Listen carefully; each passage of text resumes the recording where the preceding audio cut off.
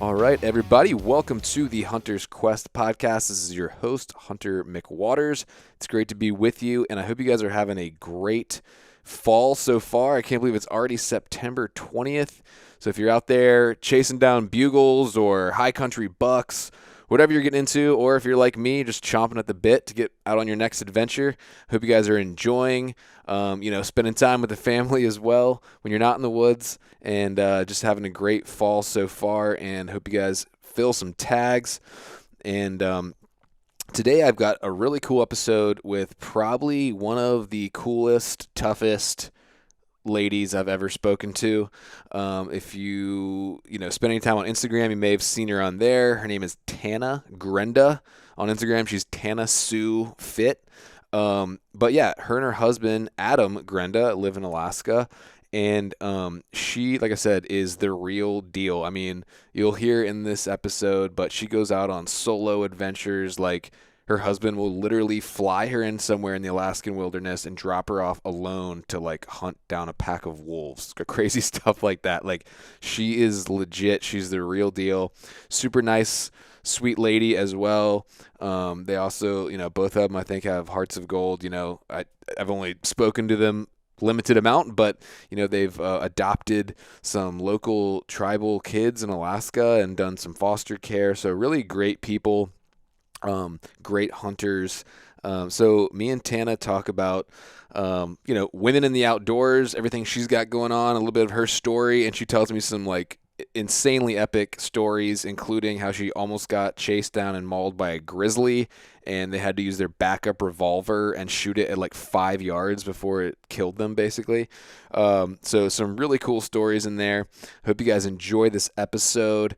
If you're listening, I just released, as of yesterday, a new hunt film. It's a producer's cut of one of my television episodes. It's a backcountry DIY mule deer hunt where me and Luke Dusenberry go out in the backcountry, completely DIY. I e-scouted this from Virginia, went in kind of blind to a spot that we were pretty much locked into. It was a really tough hunt, a mountain mule deer hunt, and we were able to both fill tags on our first ever mule deer. Spoiler alert, they're not giants. They're pretty small deer, but, this hunt, I just felt like, any legal animal was an accomplishment. Again, my first mule deer, and we had a great time, filled 2 tags, got some amazing footage. So definitely go to YouTube, search my name, Hunter McWaters, and please watch that film. It's only about 22 minutes long. We kill 2 deer, and it's a really epic film that I put a lot of time into. I hope you guys enjoy it. So please subscribe to the YouTube channel while you're there. Check out that film. I got lots of other great content on my YouTube and more to come. Also, if you get a chance, leave me a rating and review for the podcast. I appreciate y'all's support so much. And then, lastly, if you're heading out on adventures and you need some supplements or some gear, some apparel, that kind of stuff, I just recently became an ambassador for Mountain Ops. And I know a lot of you guys use Mountain Ops products. And I also know you have a choice when it comes to using different discount codes. But if you want to do something to support the show and grab some great products while you're at it, go to Mountain Ops, use the code QUEST. You will save 20% and you will be helping out the Hunter's Quest. So I'd appreciate it if you would do that. But yeah, guys, please go ahead and check out that hunt film. Enjoy this episode, and we'll see you guys in the next one.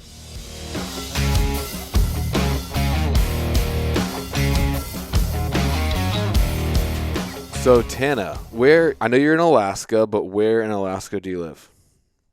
King Salmon. It's a little town in the middle of nowhere. Okay, where is it near? Like, what part of the state? Southwest. Yeah. So like out in Bristol Bay region, toward Dillingham, Okay, southwest of Anchorage. Yeah. cool.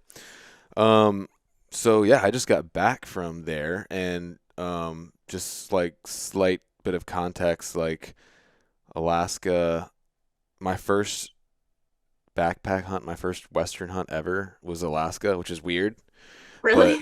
yeah.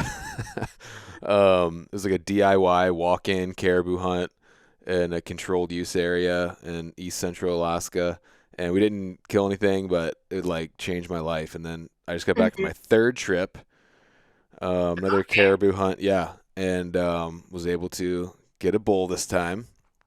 Congrats. That's awesome. Yeah. So Alaska has a special place in my heart. So that's just a little like backstory about the Alaska thing. But I'm kind of on this Alaska kick lately, and you've killed some giant animals Thank in you. Alaska. How long you Thank been up there? um well, I lived up here in college. I went to college in Anchorage, and then Oh, I okay. kind of moved back to Idaho for about a year till I met my husband, and then we got married, and he worked out here, so and he's also from Idaho. So we were both like Idahoans that just wanted to be Alaskans. And so Okay. we got married, moved out here, and we've been here full time year round for almost 7 years. Okay. Um, but like seasonally, almost 10. So we would work up here in the summers and then go to the oil field in the winter. And I definitely like being here year round. Yeah. It's great. Yeah. So Get residency and then you can hunt a lot more. yeah, I feel like Idaho to Alaska might be like the easiest jump from lower 48 to Alaska. Yeah.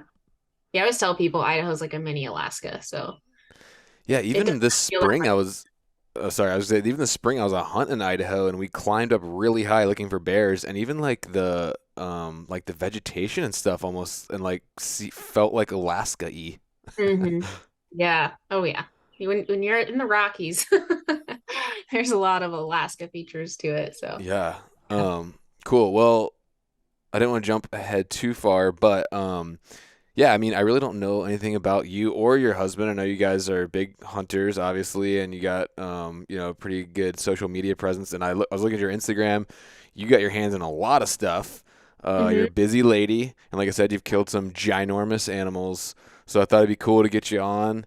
And so yeah, just tell me like just a little bit about yourself, your backstory, and all that. Maybe go a little bit more in detail than kind of the overview you just gave me. But yeah, just tell me about yourself. Cool. Well, yeah, I appreciate you having me on. I Yeah, love to talk hunting especially, but for sure. I enjoy, kind of reliving how what got us here to this point. So I grew up in northern Idaho with a bunch of brothers and was just, in the Rocky Mountains, immersed into hunting and fishing from the time I was young. Like I just didn't know anything different. I joke with people that I was born in the middle of elk season in October, so I had no choice with brothers. My birthday parties were often packing out elk. And when I was Nice. young, that bothered me. I wanted my birthday party with my friends, and I always had to cancel it to pack out their elk. But, it kind of morphed me into who I am today, being like crazy about hunting, and it's all I want to do. But, so yeah, I grew up in Idaho. I got my pilot's license in high school, and that kind of gave me the Alaska bug. Like I'd never really thought of Alaska before, didn't have any desire to move away. But when I, you know, put my toes in the aviation world, I just wanted to be around planes and flying and immersed into it. And I knew Alaska was the place to be. Like everybody has planes in Yeah. Alaska. It's the aviation capital of the world, Yes. basically. And so when I was 19, I transferred from Boise State up to Alaska, and it was the best decision I ever made. Like the second I stepped foot in Alaska after driving the Alcan all the way up there was like, oh, this is home. I'm Oh never leaving. man, And that was so, probably an adventure in itself, just driving that oh road up my there, God. huh? Yeah, it took 3 days. My mom actually went up with me and flew back once I was there, but I didn't know a soul. I moved up there at 19, didn't know a single person that lived up here. Social media wasn't a big thing then. That's 10, 11 years ago. And I think that's when Instagram and all that stuff just started kind of coming out and becoming popular, but Yeah. it wasn't like everybody from different places now Right. and you're like, When oh, did I you know this graduate college? What person. year? Um, graduated in 2013 Okay. college. Okay. So, okay, Yeah. that's like a roundabout way of asking how old you are, but um, I'm 31. okay.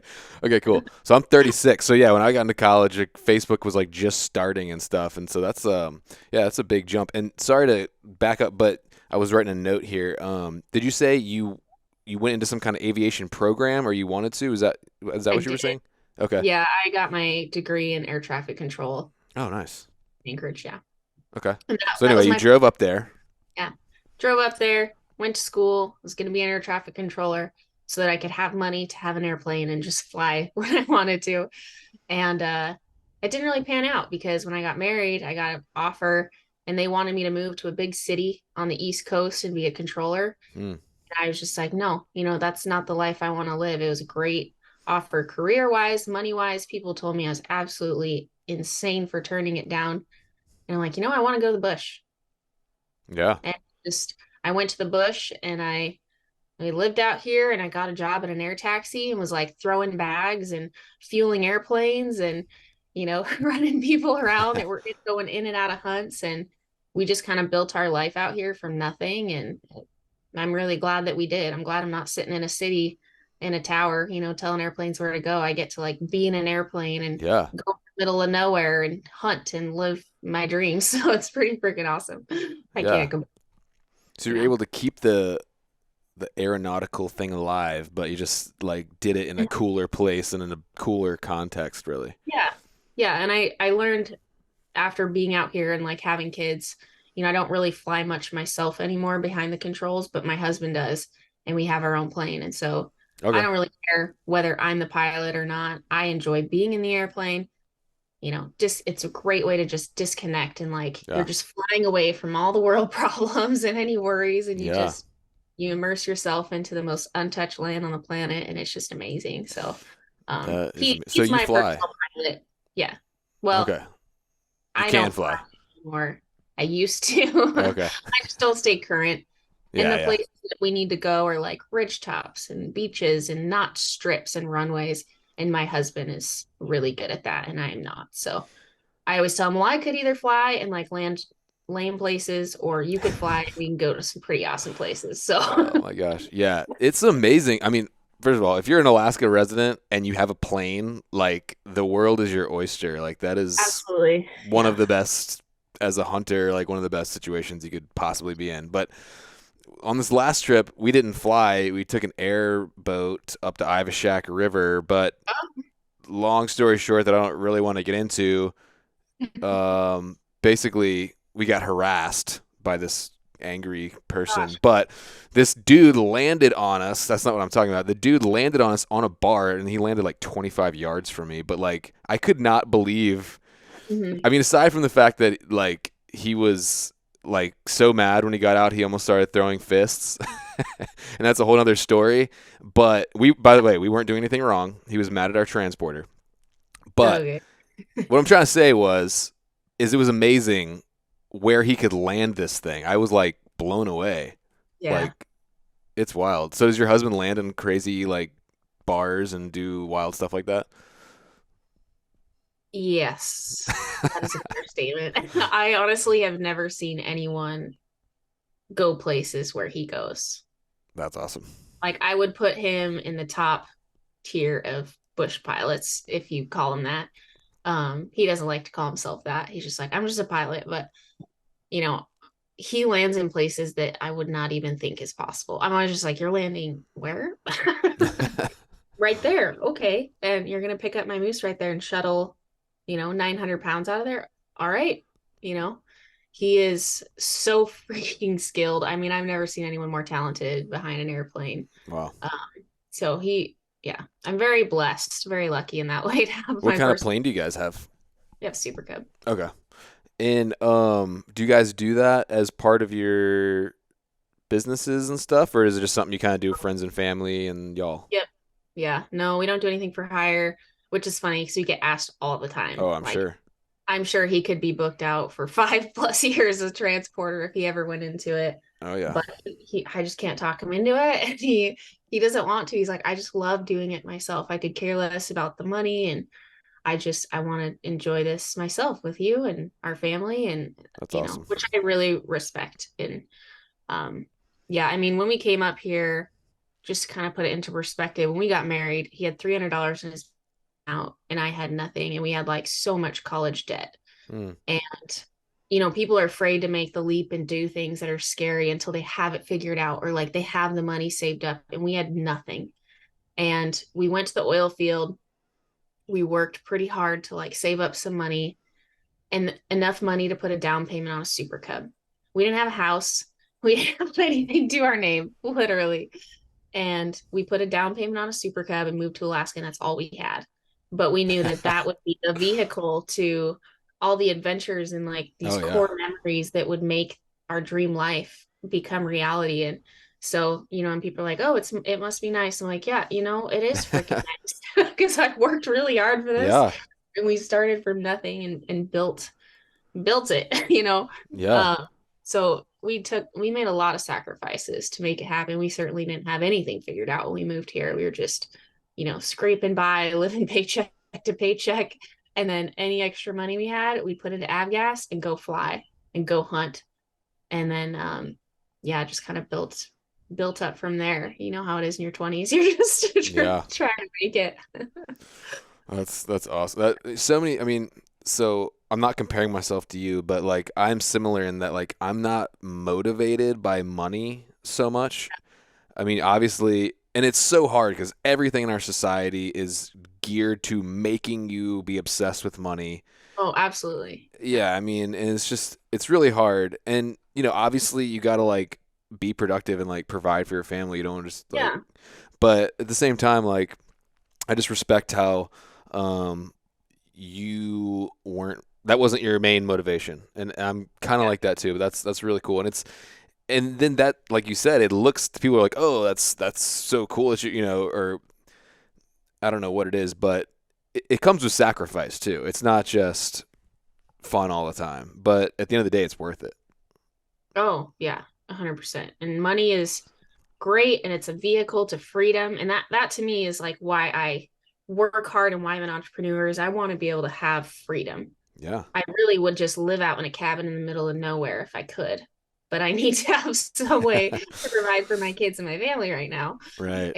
And so yeah, I mean, money at the end of the day doesn't mean anything if you don't do anything with it that matters and that Yeah, 100%. adds to your life or helps other people or so Yeah. So did you work in the oil field as well? no, I was like a server at restaurants and just Okay. taking random jobs wherever my husband worked to try to save money for a super cup. So that's funny. Yeah, and pay off our college debt. Did did he ever work in Prudhoe? No, we did a North Dakota oil Okay. field. Yeah. I was just in Prudhoe and it's so weird. It's like it's not. Have you been up there before? Yeah, I did a caribou hunt up there. It's so weird. It's like not a town. It's like a oil Oh yeah. outpost, like work camp or something. It's so wild. Man camp. Yeah. There was like literally like I think I saw two ladies the whole time. Yeah, there are some women up there. Yeah, and I was like, man, you got to be a Rough place to be, especially in tough the winter. cookie. Oh man, I can only imagine.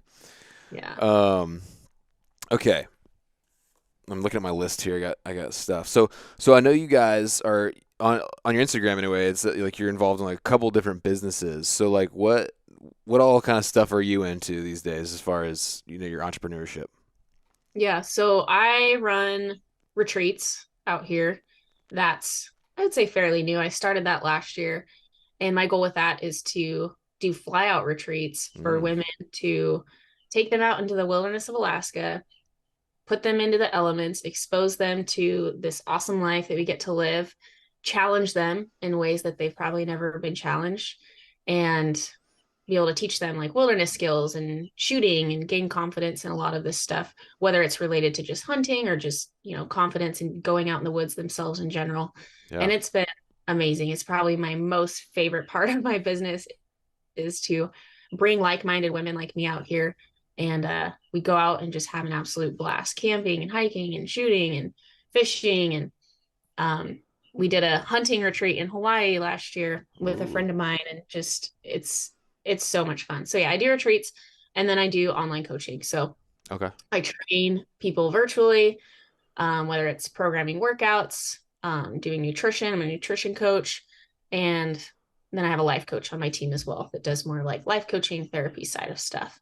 So nice, I'm just really passionate about people like really taking care of themselves, living a healthy life so that they can live the dreams that they want to, whether that's hiking in the mountains or packing animals out or being able to go on long bike rides with their kids, like whatever it is, people need to, be healthy and live the life that they want to and not have anything that holds them back.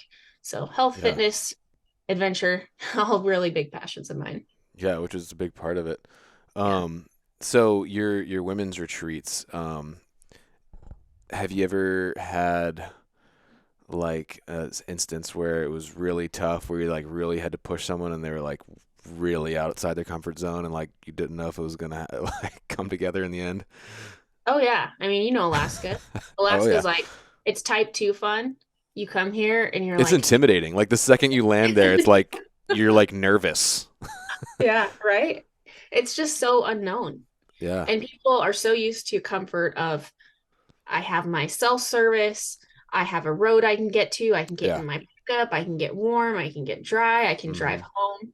And so when you take all of that away and you strip it down to the plane like it's you against nature, everyone's uncomfortable with it. Mm-hmm. But by the end of it, every single one of them, it's like such a core memory. They're like, I just want to come back. Like it was the best experience of my life. It changed my life.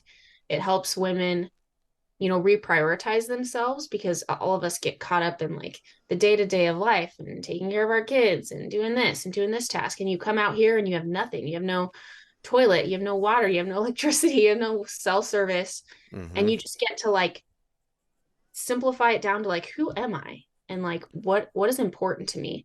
And so I found that beyond like the surface level challenges that come, there's like a really deep interchange that happens when they come out here and do these retreats because I'm Yeah. able to step away from that. They can't like call their family and or push the help button. I want to go. It's like, no, you're here for 4 days. Like, and 4 days isn't that long out Right. here.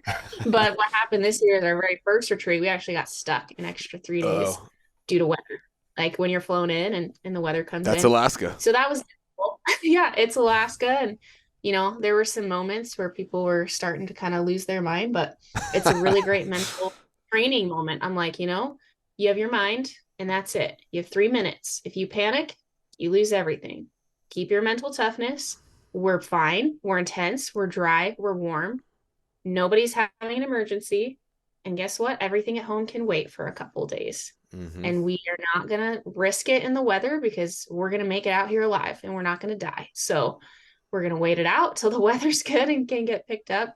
And it was a really great bonding moment because then Oh, I you bet. really learn like, wow, I really have no control. And you learn to Yes. just surrender and just enjoy yourself. And like just nature can teach you so much in the wilderness. So 100%. yeah, Yeah, I that's a would say there's lesson. definitely moments where people are uncomfortable, but Oh by yeah. the end of it, they're like, wow, that was the best trip I've ever done. And so I love that part of it. Yeah, that's something Alaska taught me, and like I found myself this spring on a bear hunt in Idaho, and I don't know, the way I was like looking at the trip was like, okay, get out there, like, fill this tag, check the Yeah. box, go home as fast as I Yeah. can. Yeah. And like it turned out being a very not that it was like one of the toughest hunts I've ever done. And we didn't kill a bear, and I was just bouncing all around the state and just making dumb decisions and stressing out. I didn't really enjoy myself. And then my Mm-hmm. next hunt was Alaska, and I did like mentally prepare and like very consciously decide like I'm not going to be like that on this trip. But yeah, I mean like we were 70 river miles up to Ivashak alone. Our only way out was pack rafts. Like Uh-huh. it's us Yeah. to get it's like or hit the SOS button. I mean, I'm sure that transporter may have come got us if we were in like an emergency, but like that was not an option. Um, and so you have to, like you said, surrender. And if you're able to do that, it also, in my experience, makes it much more enjoyable experience. Oh yeah. And Because you're it's not in like, control. yeah, you can't control what's going on. And it also just puts things into perspective, I think. You go to your day-to-day life and people have problems and oh, Susie's saying this about me and what all these little minute problems that really don't matter. You get out in the wilderness and you're like, none of that matters. Like it doesn't Yeah. matter that so and so is saying this. Like you just really stop caring about all the stupid trivial Mm-hmm. things going on because you just realize how grateful you are to be alive, because you Mm-hmm. survived that experience, really. Yeah. I don't know what it is about it that just makes it puts things into perspective for your Yeah. life. It's like So you're every time I only. start to kind of lose that, I go back out there. I'm like, Adam, you need to take me out. And he takes me out there and I'm just like, man, I'm so grateful for everything that I have. And I come Yeah. home, I'm grateful for running water. I'm grateful for a shower. I'm Yes. grateful for like being able to wash my clothes. It really keeps you in check. Yeah, it's like a reset. And like Mhm. after like I like routines, but like I get home and like after like 3-4 weeks of like the routine, I'm like, I'm like starting to get the itch. Like I need to get out of here. Yeah. No, I love my family obviously and my kids, and I love spending time with them. But like I don't know, just and Yep. me, it's just me too. I think not everyone's like that, but just like I have to go. And so Yeah. question for you. I think you are pretty unique, lady, in that you're born into hunting and you love it and it's just part of you. But maybe not.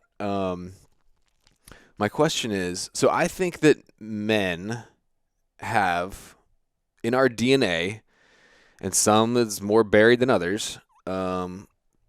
But most normal men, I think, have in their DNA like an urge to hunt or have adventure at least, or maybe Mhm. it's backpacking or whatever, but which is really just kind of like a subdued drive to hunt, in my opinion. Anyway, I think it's in our DNA.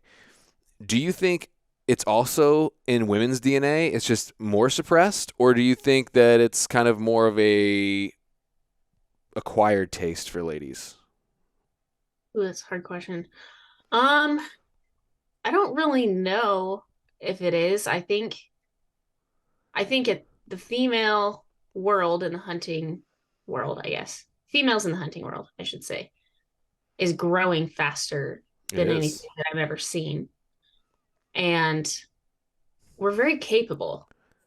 And I don't, for I sure. always think back to like our primal beings, like what did we do years and years ago when we didn't have all the amenities that we did now, we weren't going to an office 9 to 5, we were surviving.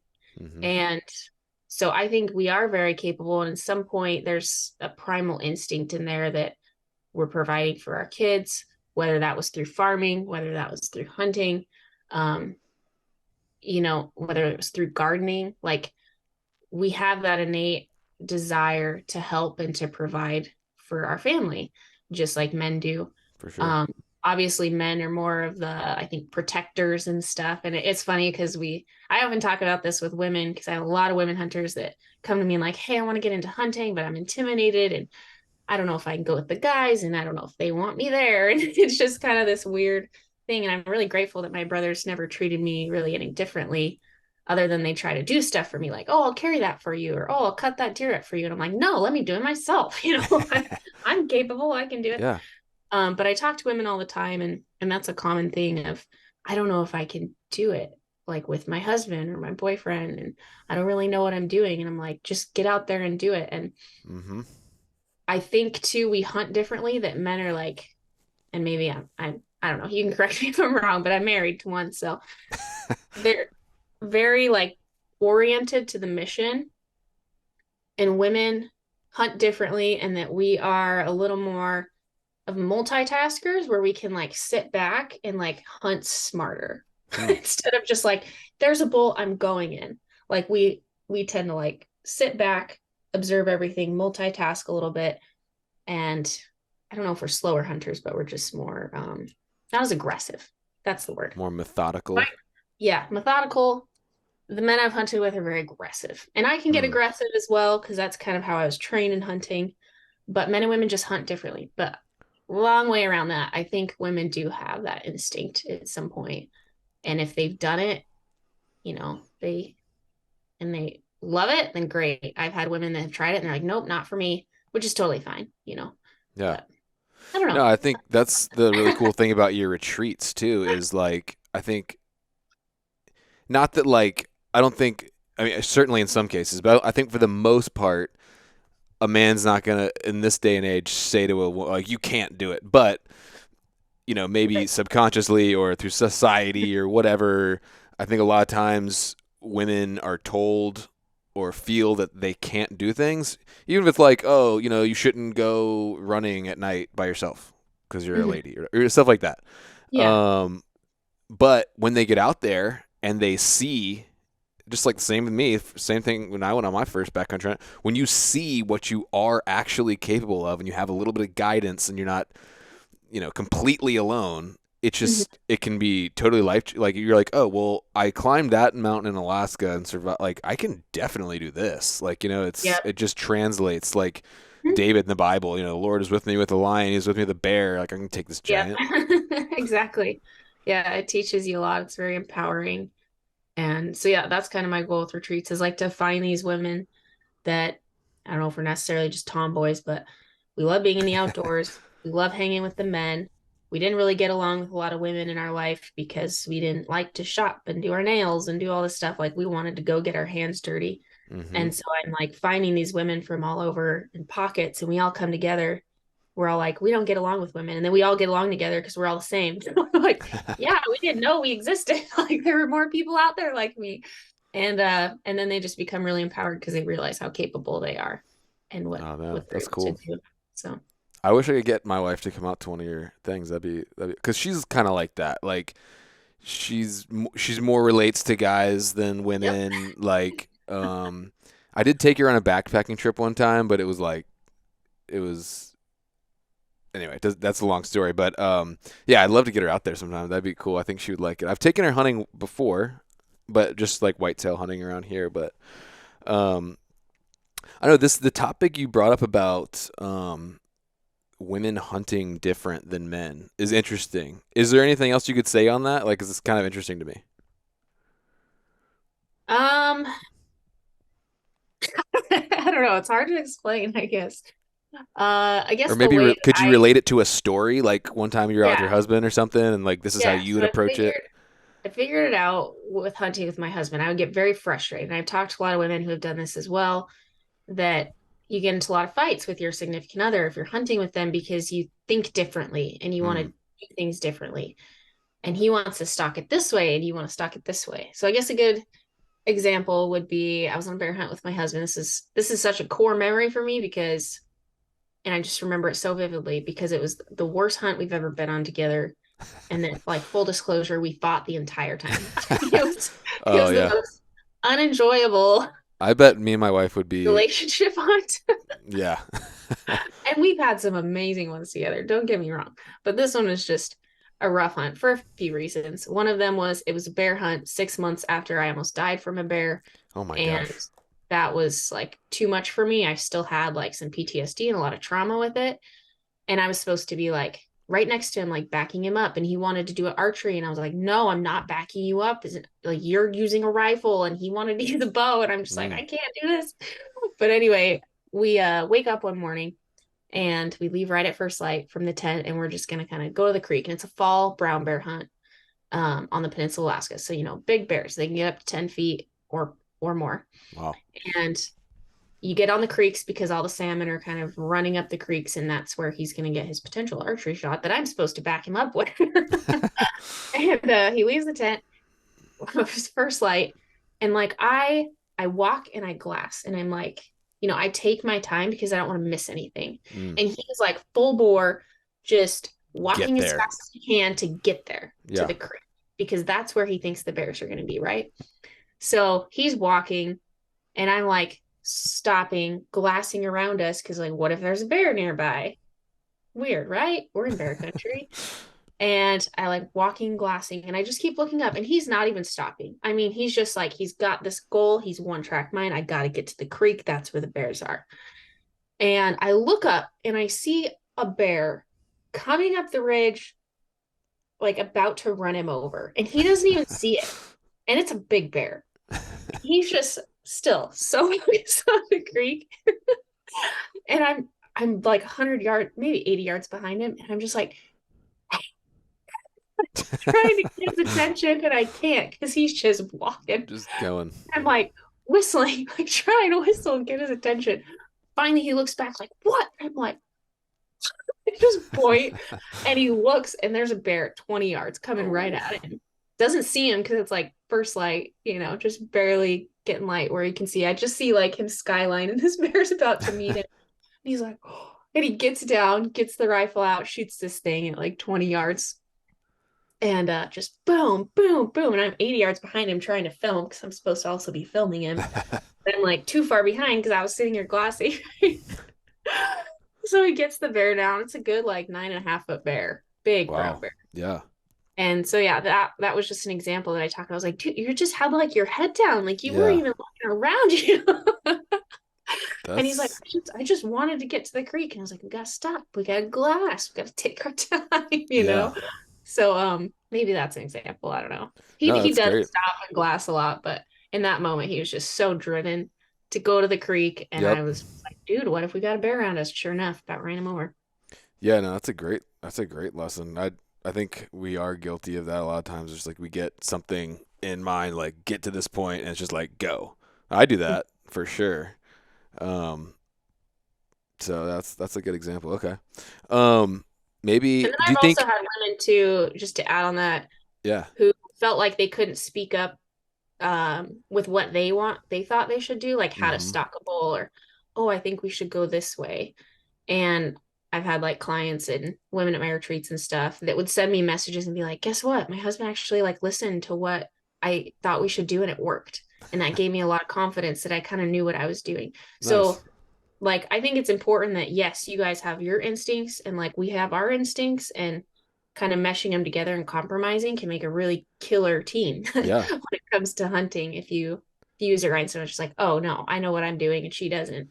Like let her have some input because she for sure. probably knows what to do as well. We have that instinct. Yeah, I was just thinking, like, that if you could,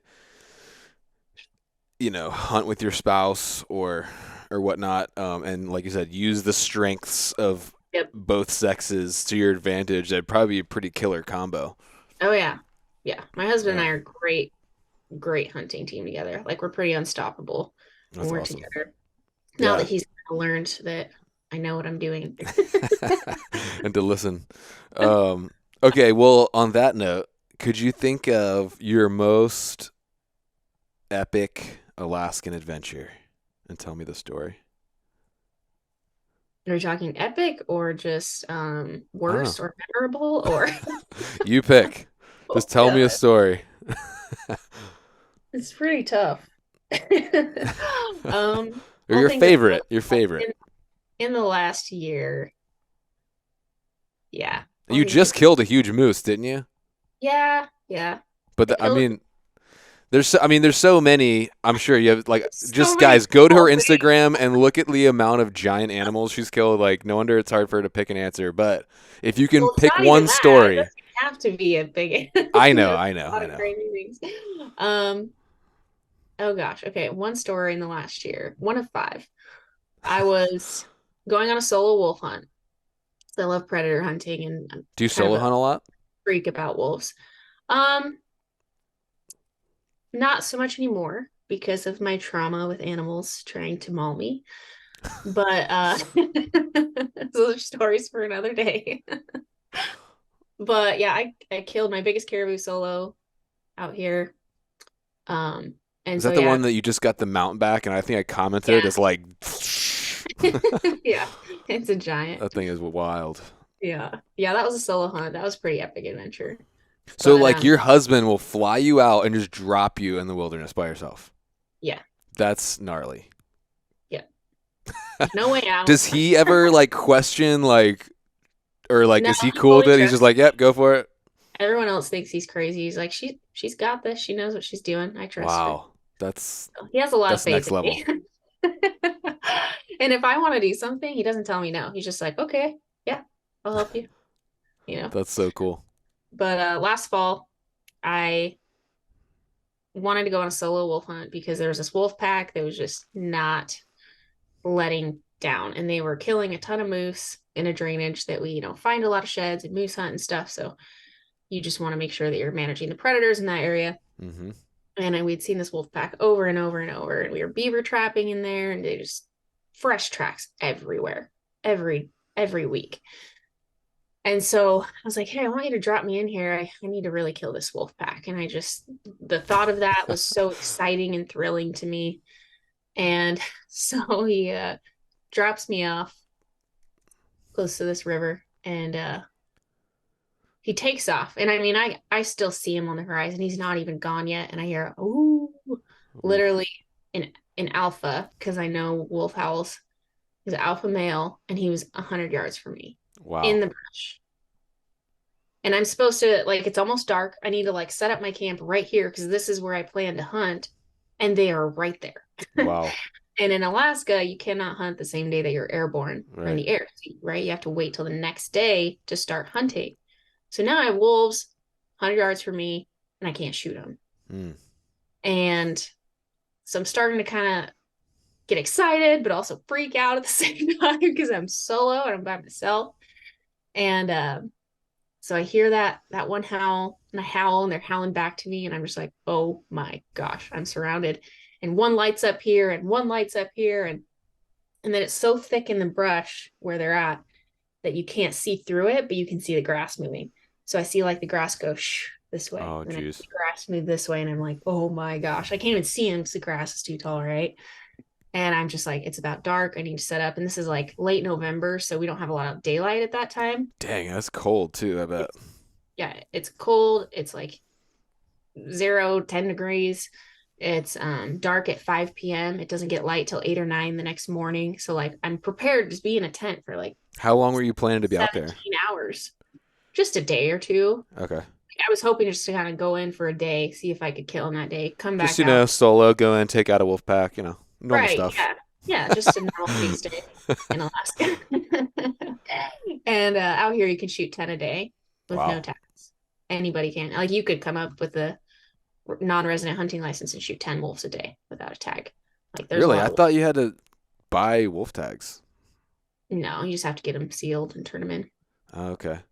So, Side note, I did see a white wolf and a black wolf, and my first what? stalk, yeah, my first You stalk didn't shoot them? was no, they were like a mile away, and I saw them Oh, for like a second. you But take it. my first stalk that I went on, I raised up my glass like we're about 1,000 yards away. And I'm like putting a round in my gun and like I see him running away. I was like, no, what did we do? And then I look again. There's a wolf just chasing him out of the basin, and like I was kind of Oh, sad, God. but I was also like, that's pretty cool. I got to see that.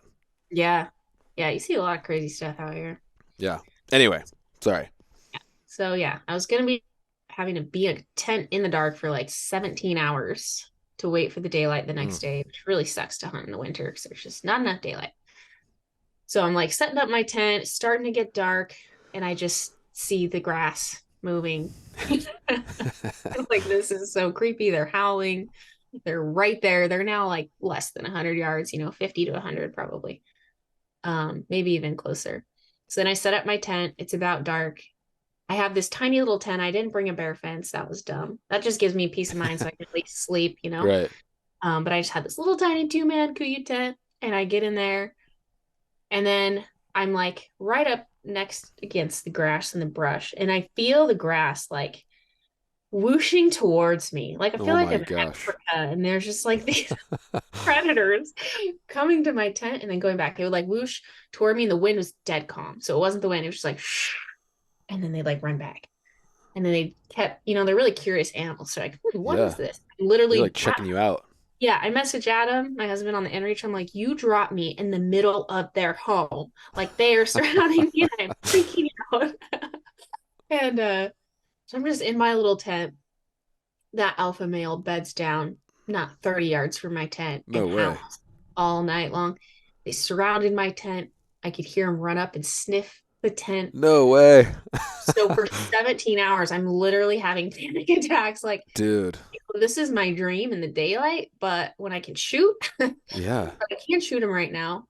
And it's pitch black. I can't see a thing. So what happens if they come in or try to come into my Yeah. tent or whatever? That's so creepy too. And like, So, oh yeah. there's something like behind a half a millimeter of fabric and like you can't see it, but you just know it's there. It's like, Yep. you don't want to Yep. move. So So scary. I was freaking out all night. And then they would howl, and then they called another pack in from across the river that came in as well. And they were Wow. just it. We call it the rendezvous points. They have a rendezvous like meeting point where they like meet and then they go hunt. And I'm pretty sure I camped right at their rendezvous point because that's where they're all meeting, and then they'd like go hunt and come back. Wow. And so it was pretty wild. I mean, they surrounded my tent all night. They howled all night. I was by myself in the freaking Alaska wilderness.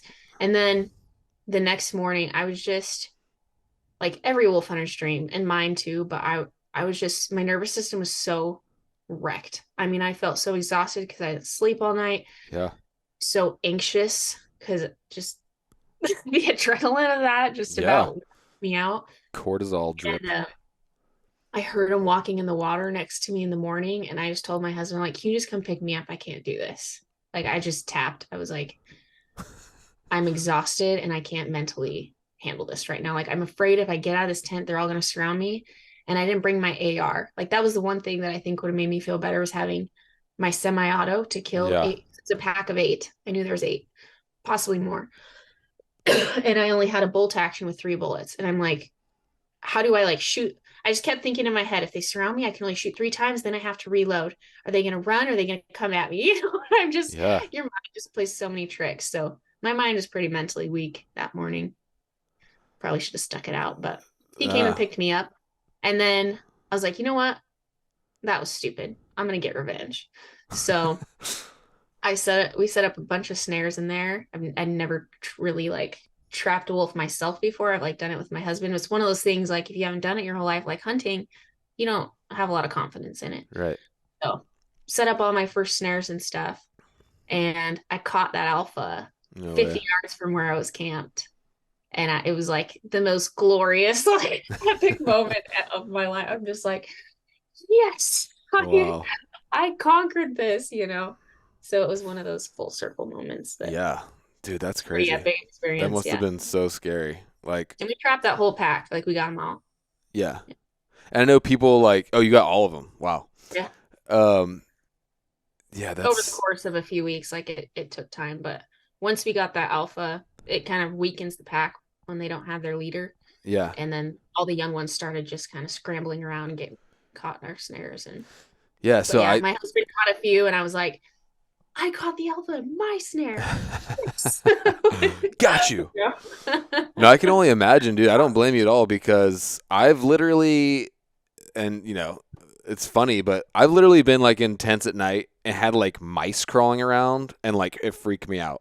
Oh Like yeah. I can't imagine Gross. like literally having wolves sniffing my tent. Like that would be so scary.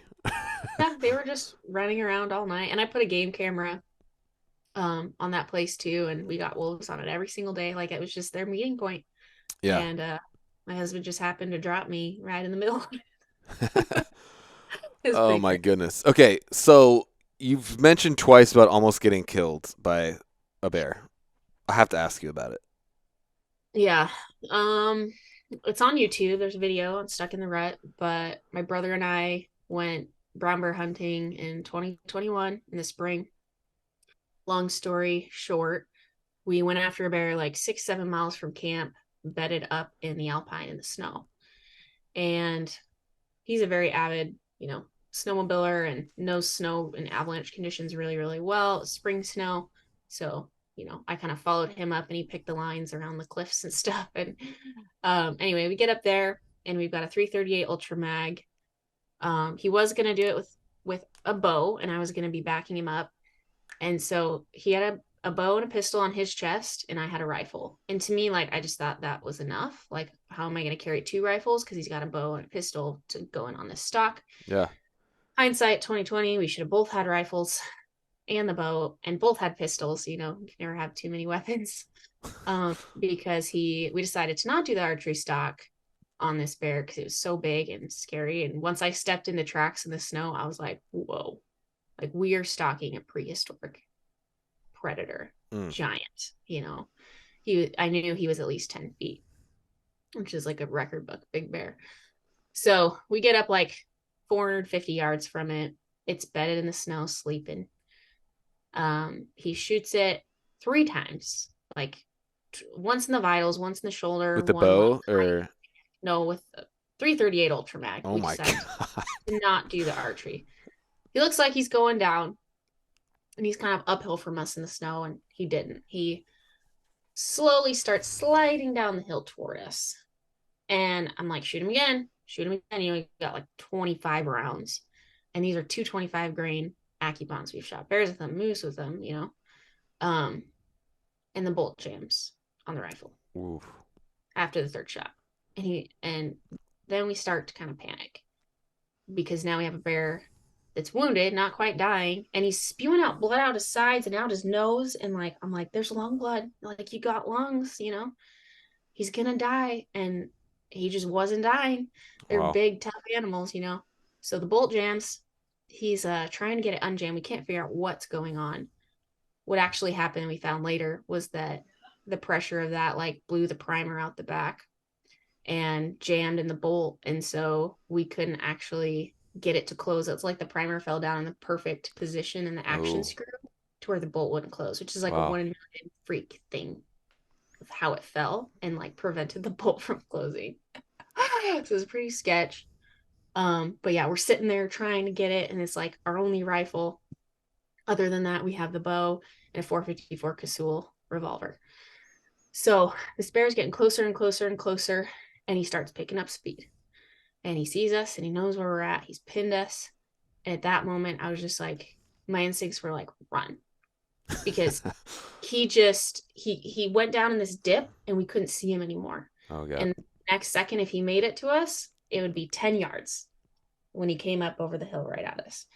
So we take off, we left all of our gear, we take off running down the hill to one, get some distance in case it died on the way. Like, he was spewing out a lot of blood. Like, he's gonna die by the time he gets to us, we thought. So we run all the way down the hill, get behind some rocks to like reassess, get some space, be able to actually see if he's Mm-hmm. coming. And my brother's like, he's gonna die. And I just like felt it in my gut that he wasn't. Like, he was gonna come and try to kill us. And I'm like, dude, you gotta finish him.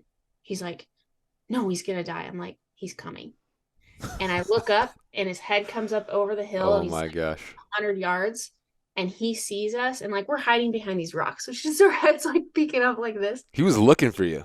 Oh, he tracked us. He tracked us, pinned us, then cut our tracks and came full bore down the hill, full speed, like he had Oh my never gosh. been hurt. And I'm looking at this bear just coming down the hill through the snow, and I have nothing. Like, I've never felt so helpless in my whole life.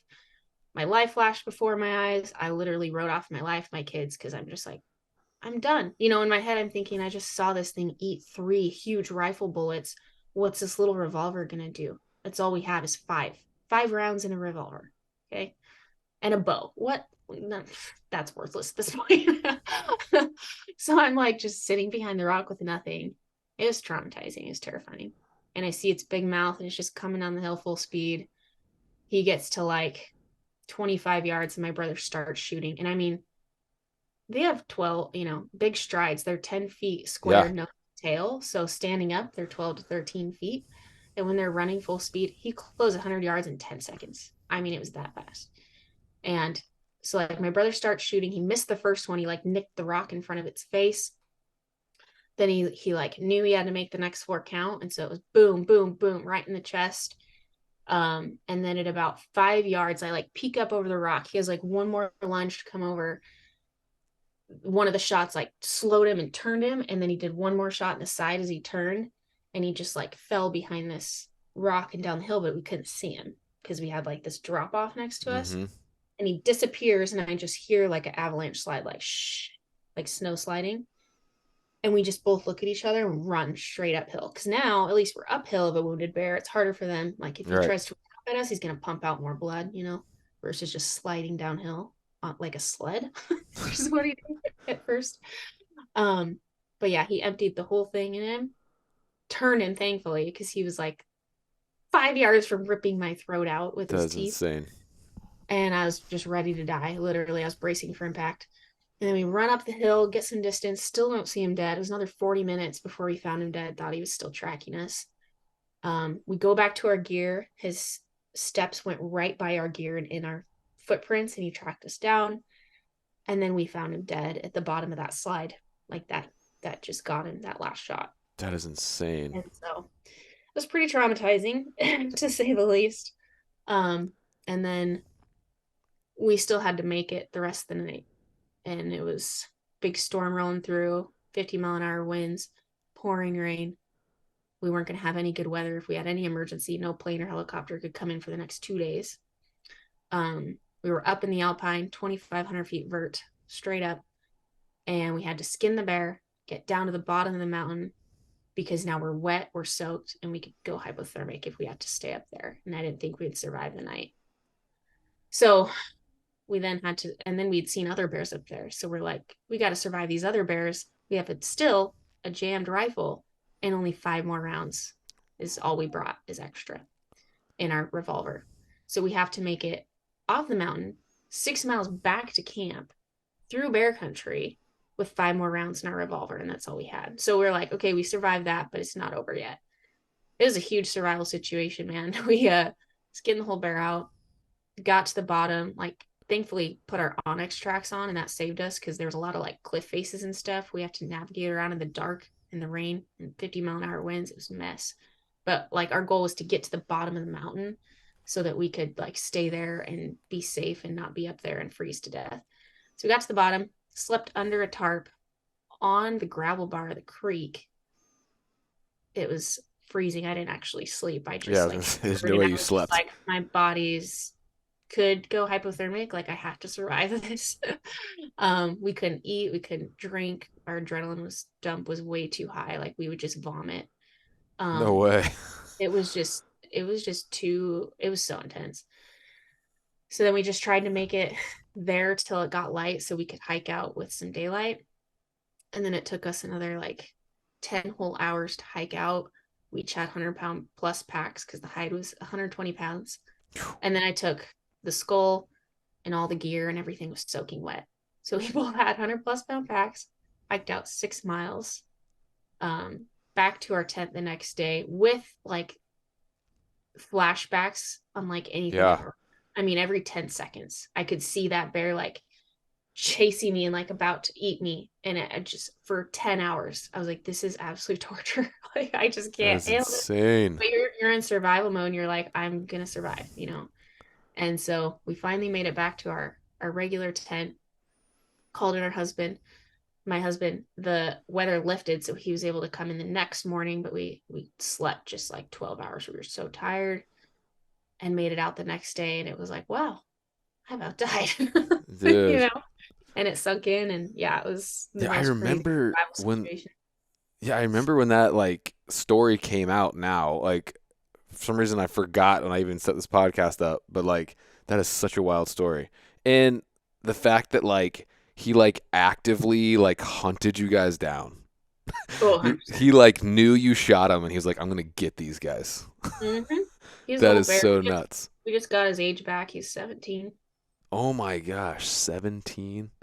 He's an old. That's so. And forgive me, but so Stuck in the Rut, is that your brother?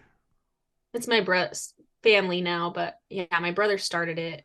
Okay. My oldest brother, Travis, and then now all of us, like me, Adam, and my brothers, film all of our hunts and put them on YouTube for fun, you know? Yeah. Okay. Crazy. That is wild. Thanks for telling me that story, man. I don't even know what to say. That's so wild. Are you guys gonna be at the expo this year? I might be. I don't know. Okay. See. Side It's question. like trapping season and stuff, so it's hard to leave. Well, we're coming up on time here. I got to pick up my kids from school. But on that note of kids, I do want to ask you one last thing, totally switching gears. You guys foster children, no? Yeah, we kind of don't anymore, but Oh, okay. yeah, that's how we got our kids. Do you mind? Can we talk about that for like a minute? Yeah. So what led you to want to? Because that's a very selfless thing to do and very cool, and I admire that a lot. Like me and my wife have talked about it. What led to that, and yeah, what's the background on that? Yeah. Well, we just saw the need out here when we moved to a remote village. There's a lot of kids that don't have great families. There's a lot of abuse. You know, just a lot of really bad things, like third world country type stuff that I never even realized. Like I was so naive to it growing up in a, you know, Idaho town and stuff. You don't really see that stuff until you come out here and you recognize how many kids are struggling and hurting and don't have good families. And there was a huge need in foster care that we heard because they just didn't have enough families to put kids in. So they weren't pulling kids out of dangerous homes because they didn't have a place to put them. Wow. And we always wanted a big family, and we couldn't have kids for our own. We did in vitro twice. We did all sorts of treatments and none of it worked. And so that kind of led us to foster care because we Mm. wanted to be able to adopt through foster care. The time thinking about doing a 30 grand adoption just wasn't feasible, you know? Yeah. So foster care, you can do it through the state and it's a lot more affordable and it helps a lot of kids. So signed up for foster care. We got a sibling group of 5 Whoa. when we were expecting one. And that like instant family, right? And That's so cool. ended up adopting them almost 3 years later. In the meantime, got a baby. So we had 6 kids Wow. in foster care, and we raised that baby till he was 3, and then he got taken with like Oh 48 man. hours notice. That must be Never so heard of his hard. after again. It was the worst thing ever, That's like terrible. worse than the bear charge. That probably traumatized me more. And then we took in another girl this last fall after we lost him, and we were going to adopt her. And then they took her with 0 minutes notice, put her back with her bio family. That wasn't a good situation. And so at that point, I was like, I'm done. Like, I could help kids, but they're not allowing me to Yeah. because of, tribal politics. It's all politics. But so after that, we kind of quit, but we did adopt our initial Yeah. five kids. Well, I mean, you say you quit, but you didn't really quit. You're still raising 5 children. So Like that's we quit amazing. taking in kids. I get calls every day and I just say no. No. Yeah, I mean, You after can't like raising a raise a kid. baby Yeah, you and can't then they raise a take it. baby and then they take him at 3 years old. With being the only parents they know. Like I was just like, Yeah, that's what does that terrible. do to a child? So once I started seeing it wasn't about the kids, it was about whoever was in charge in politics. I just said, I Mm. don't want to be a part of this. And so yeah, we're taking a break from that for now. Yeah. It's very heart wrenching. It's a lot of stress.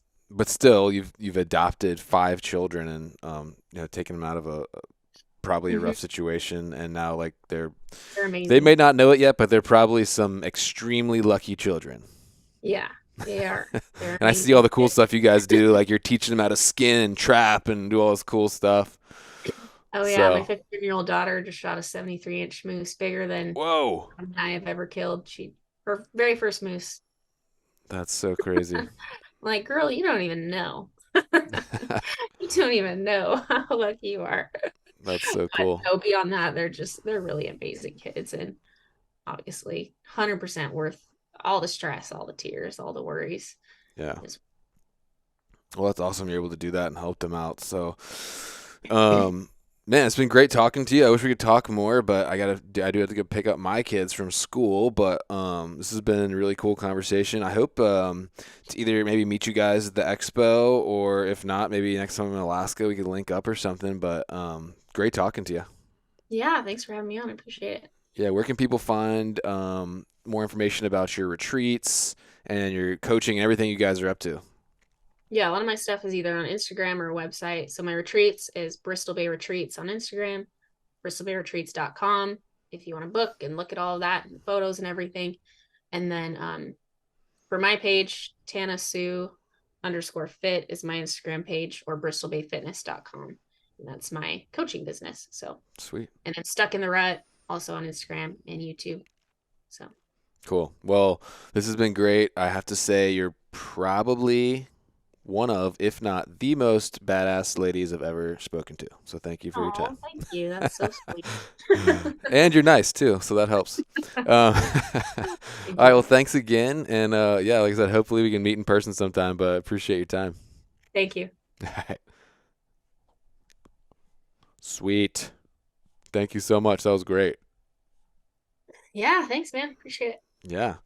All right. Well, I'll probably put this out on Sunday. Okay. Do you mind if I use one of your just pictures from Instagram or something for like the Yeah, promo picture? whatever you want. Yeah. Cool. And yeah, if you don't mind sharing, that'd be great. Yep. But yeah, other than that, again, that was awesome. I appreciate it. Thank you. Yeah. Hope you have a good day. You too. Your Talk kids to you have a good later. day. Yeah. Okay.